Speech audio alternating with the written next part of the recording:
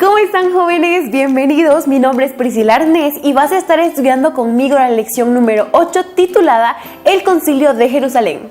No podemos comenzar sin antes leer el versículo de memoria que se encuentra en Hechos 15:11, donde dice: antes creemos que por la gracia del Señor Jesús seremos salvos, igual que ellos.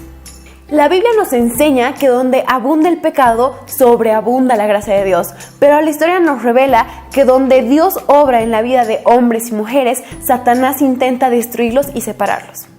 Cuando los conflictos surgen tanto en nuestra casa como dentro de nuestro grupo de amigos o incluso en la iglesia, es porque Satanás está intentando dividir desde el centro el pueblo de Dios. Esto fue exactamente lo que sucedió tiempo después de que llegó el Pentecostés. Cuando el Espíritu Santo fue derramado en todas las naciones, la gente comenzó a predicar el Evangelio. Pero quiero que te vayas imaginando la escena. Gente predicando de un lado para el otro, muchas personas convirtiéndose, entregándose a Cristo mediante el bautismo.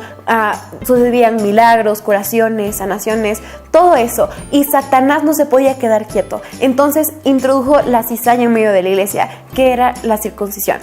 ¿Era necesario ser circunciso para ser salvo? Lo que pasó aquí fue que la iglesia creó dos bandos: los que creían que la circuncisión era necesaria para que una persona sea salva y los que no creían que la circuncisión era necesaria para que una persona sea salva.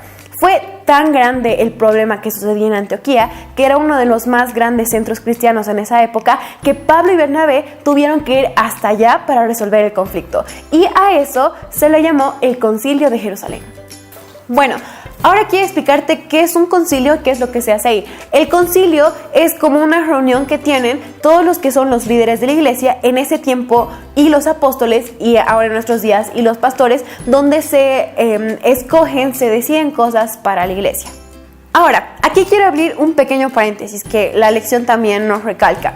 Muchas personas creen que esos concilios no son tan buenos porque no es Dios quien está dando las respuestas, sino son personas, gente humana, quien da las soluciones para muchas cosas. Pero ahora quiero explicarte algo. Todos los líderes que están en la iglesia son gente que Dios ha escogido. Porque antes de escoger los líderes se hace una junta quien los escoge, que son personas que oran, ayunan para que Dios se pueda manifestar por medio de ellos para escoger los líderes que vienen. Y estos líderes tienen ciertas características determinadas. Entonces son personas que el Espíritu Santo y Dios usan para que pueda decir la voluntad que Dios tiene. Ahora, gente llena del Espíritu Santo en una reunión empiezan a tocar temas de incumbencia para la iglesia. Ahora, aquí es importante recalcar algo. Estos temas que se tocan, estas decisiones que se dan, tienen que estar sí o sí basadas en la Biblia. Todas las decisiones que se tomen tienen que tener un fundamento bíblico. Y eso es muy importante, ya que si no tienen un fundamento bíblico, no es una decisión que esté 100% acertada. Y hay dos cosas importantes más que les quiero comentar. En esas reuniones, en esos concilios, es importante que el Espíritu Santo y Dios sean los invitados principales. Por lo tanto, mediante la oración se tiene que pedir a cada momento que el Espíritu se manifieste mediante todas esas personas para que la voluntad de Dios sea hecha.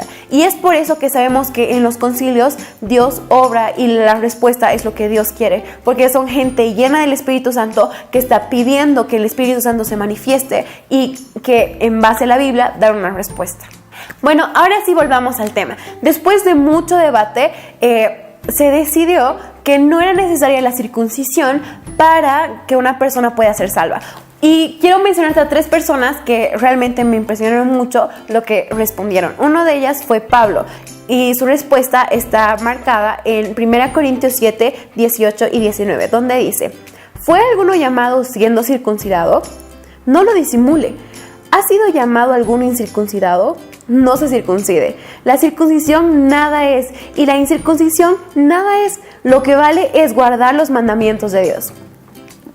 Aquí Pablo, con una base bíblica, nos dice que lo más importante no es si estaba circuncidado o si no estaba circuncidado, sino que lo que importaba era que tú seas fiel a lo que la palabra de Dios dice y a los mandamientos que Él nos pide que cumplamos.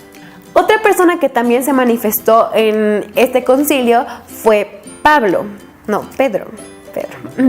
Otra persona que también se manifestó en este concilio fue Pedro, quien en Hechos 15:9 dice: ninguna diferencia hizo entre nosotros y ellos, pues por la fe purificó sus corazones.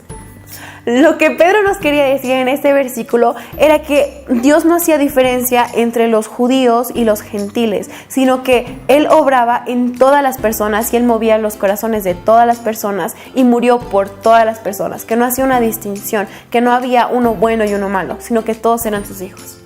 Otra persona también que se manifestó en este concilio fue Jacobo, quien podemos leer todo lo que dijo, que te invito a que tú lo leas en tu casa, desde Hechos 15, 14 al 17. Ahí puedes encontrar todo lo que Jacobo nos dijo, lo que Santiago también dijo, pero todo esto con una base y un fundamento bíblico. Al final de todo este concilio, con todo lo que las personas dijeron, tanto los que creían en la circuncisión como los que decían que no era necesaria, se llegó a hacer una carta, y esta carta fue enviada a todas las iglesias donde no se mencionaba que la circuncisión era necesaria para ser salvos. Bueno, ahora hay 3 puntos que yo quiero que entiendas que son muy importantes. El primero es que está bien tener debates respetuosos sobre algunos puntos fundamentales de nuestra iglesia o de nuestra fe.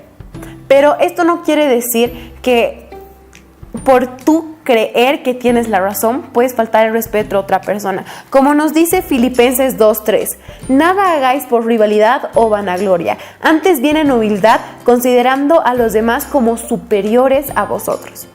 El segundo punto es, no porque una persona tenga una idea o una ideología diferente a la tuya, lo hace tu enemigo.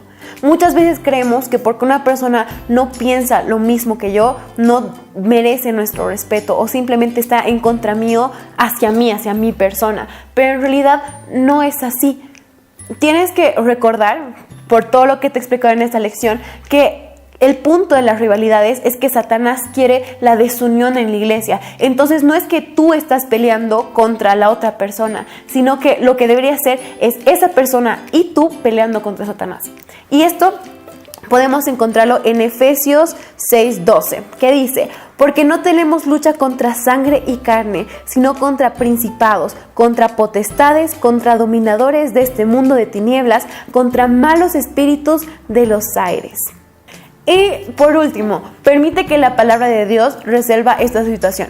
El claro ejemplo es el concilio que hubo en Jerusalén. Tanto Pablo como Pedro, como Bernabé, como Santiago resolvieron todo utilizando como su base la palabra de Dios. Deja que esta luz resuelva los problemas que tenemos, tanto internos como externos en la iglesia, en tu familia o con tu grupo de amigos. Bueno chicos, esta fue toda la lección, espero que realmente te haya servido de mucho. Si tienes alguna duda, alguna pregunta, te invito a que este sábado vayas a la iglesia adventista más cercana a tu domicilio porque te estaremos esperando. Y el reto de esta semana es que tú vayas a un lugar alejado, o sea, a la naturaleza, puede ser un río, un camino, árboles, no sé, donde más te guste, que camines, porque como sabemos, la naturaleza es la segunda forma en que Dios se comunica con nosotros, y tú le vayas hablando a Dios sobre algún problema que tú tienes y verás cómo Él se va a manifestar en tu vida para que tú lo puedas solucionar. Y bueno chicos, eso fue todo y conmigo es hasta la próxima semana. ¡Chao!